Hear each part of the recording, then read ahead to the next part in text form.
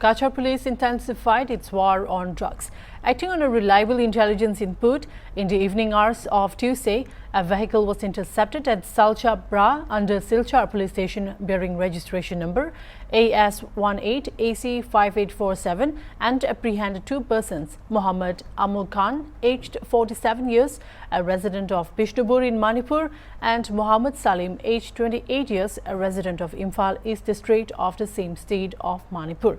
During thorough search operation, 72 solved cases containing suspected psychotropic substances have been seized from specially made secret chambers weighing 847 grams of heroin and 4 packets of opium, about 4.035 kilograms. The price of the narcotic substance in the black market is about Rs 4.5 crore, informed SB Kachar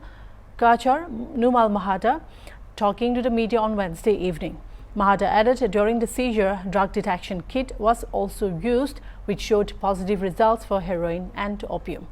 In the preliminary investigation, it has come to light that the psychotropic substance has been illegally transported from Churachampur of Manipur, and further investigation into the matter is on to catch hold of the kingpin.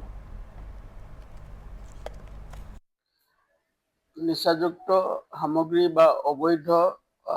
ড্ৰাগছৰ সৰবৰাহৰ বিৰুদ্ধে আমি সৰব হৈ আছো আৰু এই যি অবৈধ ড্ৰাগছৰ সৰবৰাহ হয় এই সৰবৰাহৰ বিৰুদ্ধে আমাৰ একেৰাহে অভিযান চলি আছে বিগত দিনত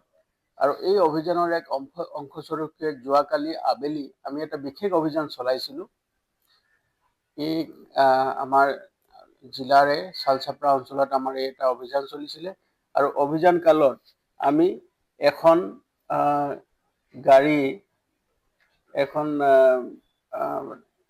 টাটা গাড়ী আমি তাত ধৰিবলৈ সক্ষম হলো এই গাড়ীখনৰ নম্বৰ আছিল AS18AC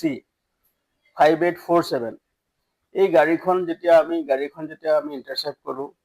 ইন্টাৰসেপ্ট কৰাৰ পিছত আমি দুজনকৈ ব্যক্তি ইয়াত গাড়ীখনত থকা দুজন ব্যক্তি আমি তেওঁলোকক আমি এপ্ৰিহেণ্ড কৰো